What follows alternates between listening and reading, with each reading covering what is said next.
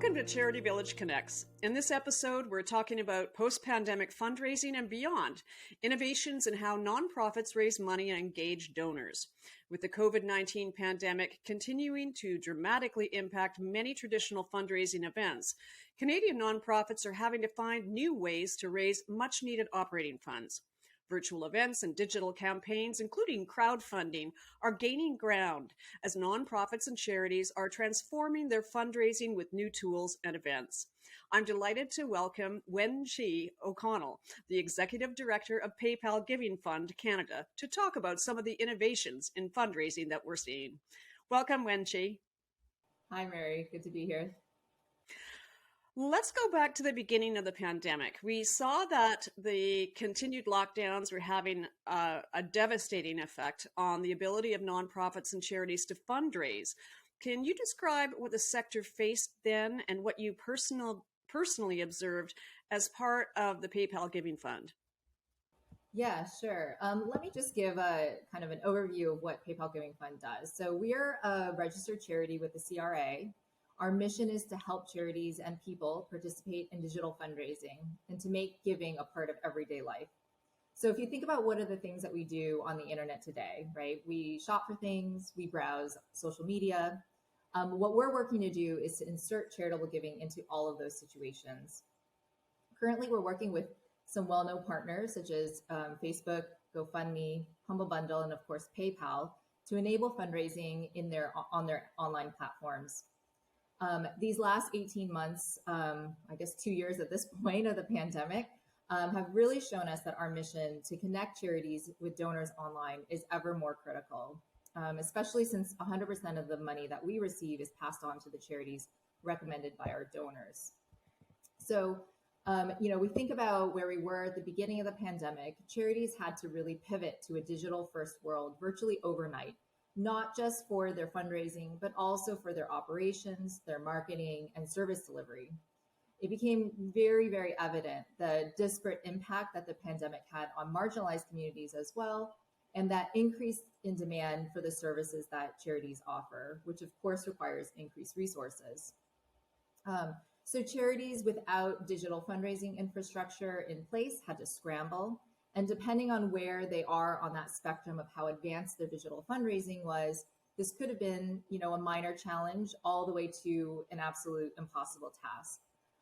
Not only that, but charities were having to do all of this while caring for their staff, for their families, and for themselves.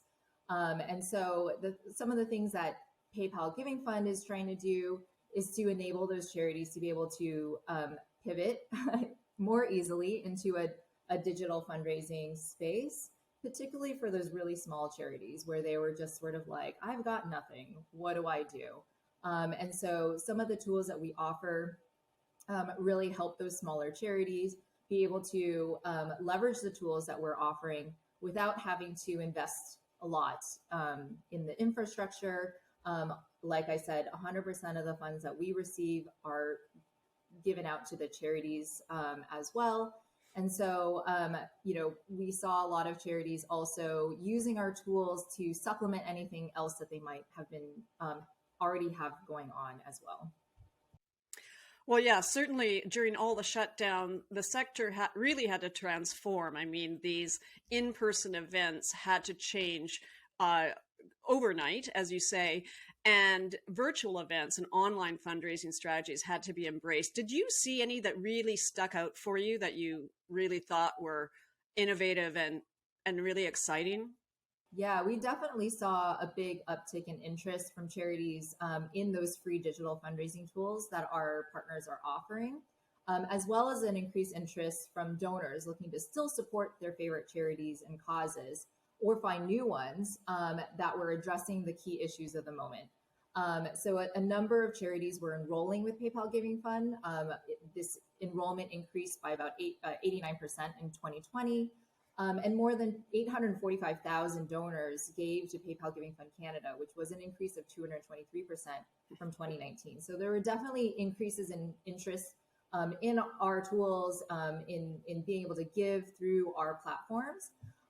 And we work with our partners to basically enable those giving opportunities, and to make sure that the funds are going to the charities that the donors want to support. So our focus at PayPal Giving Fund Canada is on digital fundraising, of course, right? Online, mobile, and social, and to make giving part of everyday life. That means we're looking to enable giving wherever people are spending their time online, whether that's on social media platforms or while shopping online. So one of the most timely innovations that help charities reach consumers while shopping online was just launched last year, which is Give It Checkout. It's a PayPal service that enables consumers using PayPal at checkout to add a $1 charitable micro donation to their purchase. So this is very similar to when you're at the grocery store checkout line and you're asked to donate $1 or a toonie to the store's selected charity. In this case, however, the customer can actually have control over which charity is shown in checkout by setting their favorite charity in their PayPal account. So once they've set that favorite charity, that charity is going to be the one that's surfaced every time they use PayPal to check out. They can add a $1 donation every time that they make a purchase online. Charities enrolled with PayPal Giving Fund Canada are able to take advantage of Give at Checkout, among other benefits like receiving electronic payments, accessing donor information, etc. We've seen, of course, with the pandemic, a huge increase in the number of online transactions that people are doing. Payments Canada reported that close to half of Canadians are reportedly using e-commerce platforms to make online purchases more frequently than before the pandemic. I don't think that's a surprise to anyone to hear that. And so this option to add a micro donation to each of those ever increasing number of e-commerce transactions is a huge opportunity for charitable giving.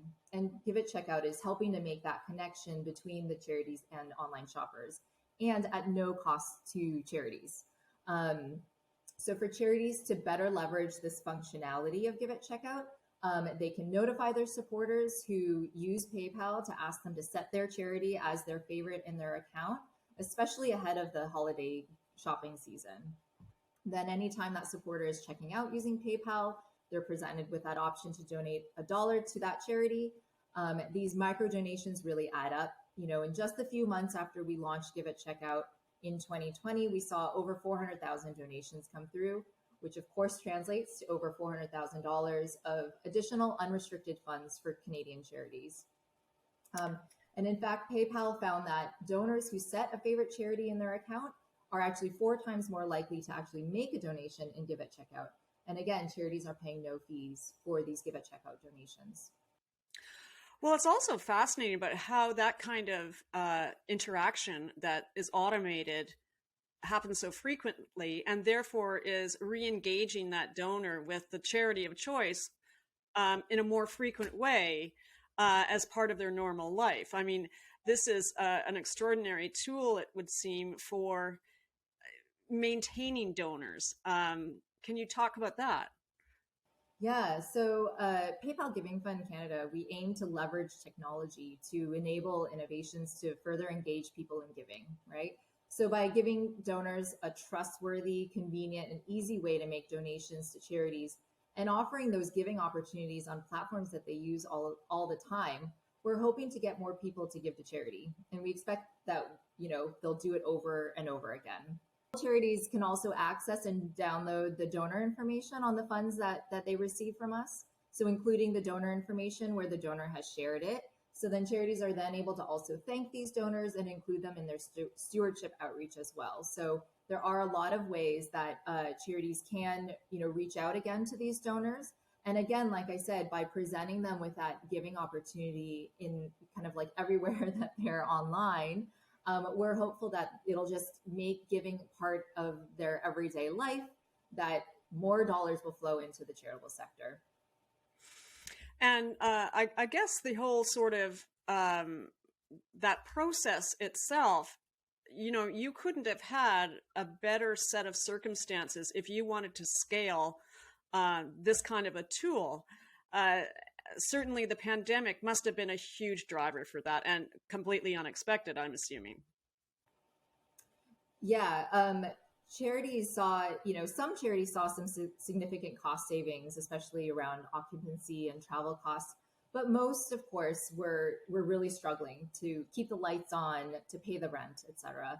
All the funds that we are granting to charities are all unrestricted, so the charities are able to use those for whatever needs that they might have at the time. And of course, the pandemic has changed those needs, as you know, the charities are trying to deal with the difference in the revenue streams that they are coming to them.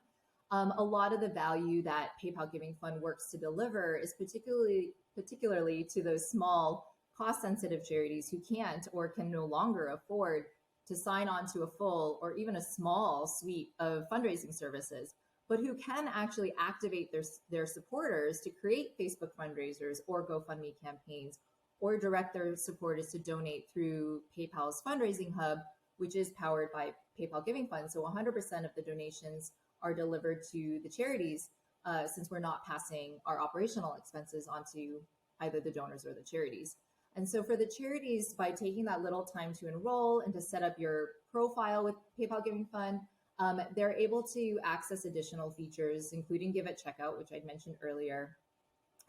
And our partners are also able to pull that information from their profile to display the charity's information on their platform. So then the charities really don't have to manage multiple profiles.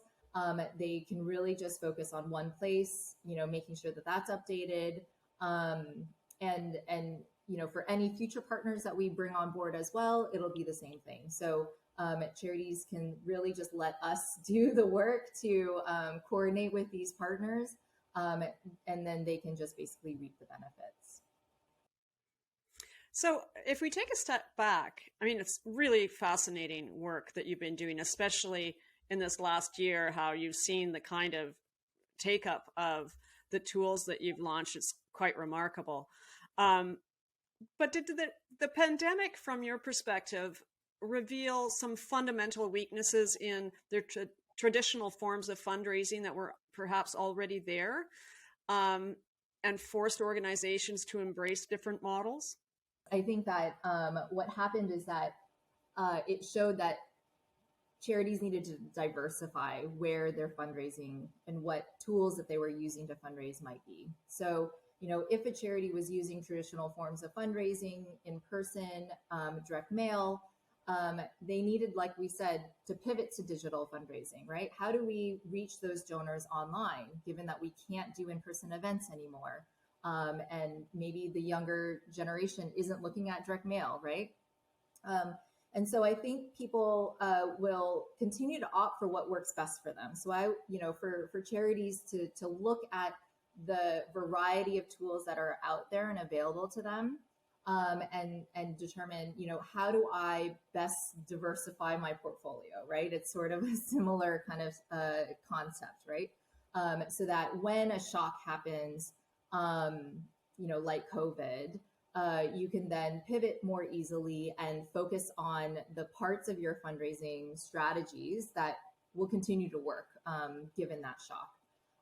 So the future that we're working toward is one where every online transaction or experience offers an opportunity to make a charitable donation. And even if the user might not donate every single time, the idea of giving is a normal, integrated part of their online life. And generosity just stays front of mind. So for these charities to tap into that, I think is something that has been very important for them as they're looking at what can we do post-pandemic. So we hope that some more charities will add the tools that we are offering to their arsenal. Well, one of the things that we've heard repeatedly, and I think it's been a concern in the sector for some time, is from a fundraising perspective, the kind of dependence on boomers for ongoing financial support, and the overwhelming challenge that many organizations have had of attracting young donors has really been an issue. So again, that's sort of one of the things that I'm kind of intrigued with your experience, especially during the pandemic, that this might be actually a transformational moment for fundraising for a lot of organizations where they had to think about it differently. Would you agree? Do you have any point of view in that regard? So interestingly, we're doing a bit of research right now to try to identify what are those motivations and what are the triggers, as well as what are the challenges to giving online across the various generational groups. So I'm hopeful that we'll have some good data coming out of that research that we can then share. But again, we're hoping to see where each of those generational groups might prefer to be giving online. And I think that we make a lot of assumptions about the older generation, that they're not online and that that's not where they want to give. And I don't know that the data will actually prove that out, but we'll see, right? And I think that there's still an opportunity to reach those older generations online. And again, like if we can use the platforms that they're already on to present those giving opportunities, I think that that's one way that we'll be able to engage them. And again, with the younger generation too, I think that for them, I think the assumption right now also is that they generally are not giving, large amounts, or that they're not, being very mindful. But I don't know that that's necessarily true either. So I'm hoping that we'll be able to see, what the data shows us, but also for anyone being able to not just give their own money, but also to fundraise and ask their friends and family to also support the cause that they're passionate about, is also a really strong tool, especially in this day and age where maybe people's disposable income might not be as high as it was, or it is as high as it was. And being able to provide them with as many opportunities to give or to ask for, or to do that work to still support the cause that they're interested in, even if it's not with their own money, and it's something that they can do by just creating a fundraiser.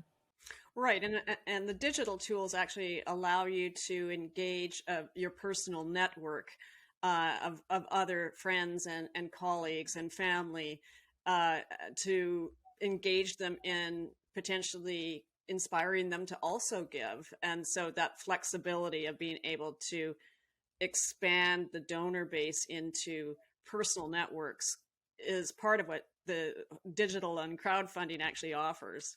And you're a tool within that, I guess. Absolutely. And it can be very powerful. Right around when we were launching, we were doing some testing of, a Facebook fundraiser. And a colleague of mine started a Facebook fundraiser just as a test.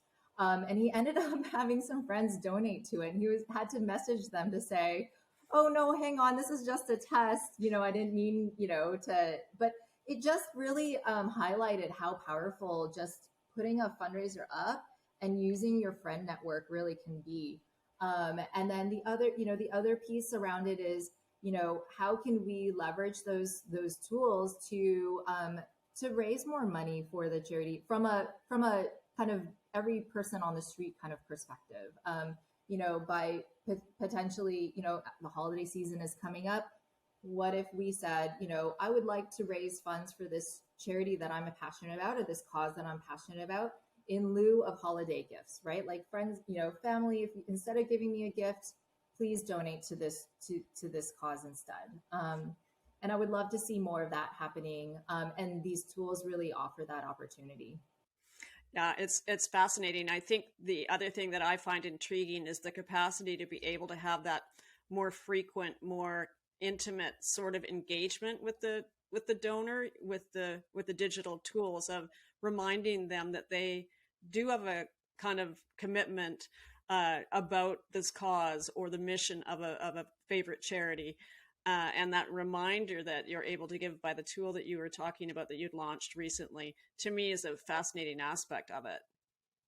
Yeah, absolutely. By sharing, the Facebook fundraiser or the GoFundMe campaign or what have you that you have created to try to fundraise, is also, people are using that as part of building their personal brand as well, right? And so, and really like saying, hey, I publicly am supportive of this cause. It's really important to me. They can say why it's important to them, or how, how the work that this organization has done has impacted them as well, or impacted their friend or their family.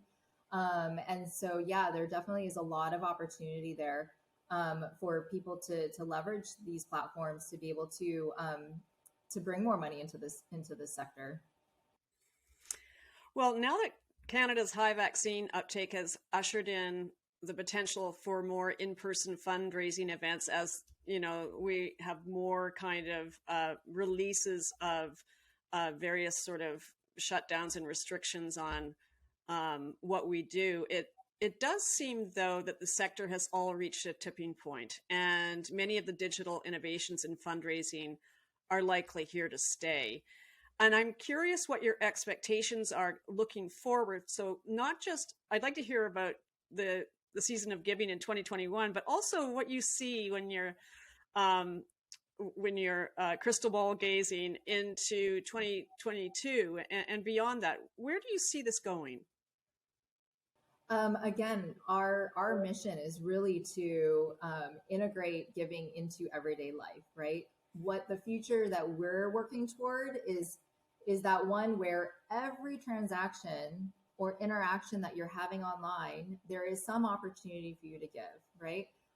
So, and trying to make that as easy and seamless as possible. And still engendering the trust that, for the donor to know that the money that they're giving is going to the charity that they intend for it to go to, is all very important. And those are all the things that we're working on. So, what we see going forward is essentially trying to find ways to partner with other platforms and other partners to make those opportunities as pervasive throughout the online space as possible.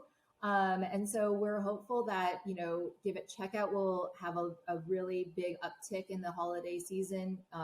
If we can get as many charities as possible enrolled and telling their supporters to set them as their favorite, and having those donors, using PayPal and deciding to add that micro donation to each of their transactions would be amazing. And then again, going forward into the new year, we're hopeful that more smaller charities will be able to take advantage of the tools that we're offering, so that for them to be able to feel some comfort that there are some other revenue sources that they can tap into, and supplement anything that they have going on right now, I think would be really wonderful.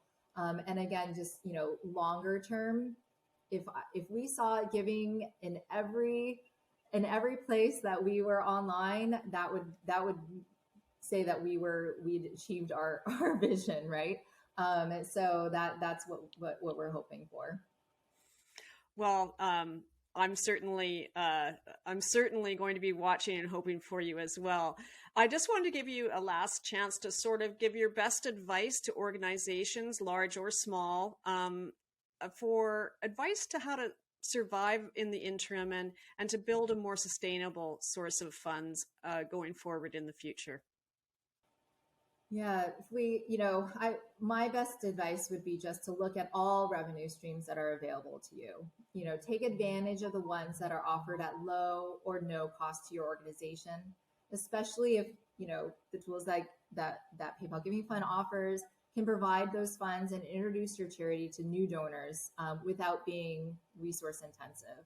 There really is no downside to enrolling with PayPal Giving Fund and utilizing the online tools that we're powering.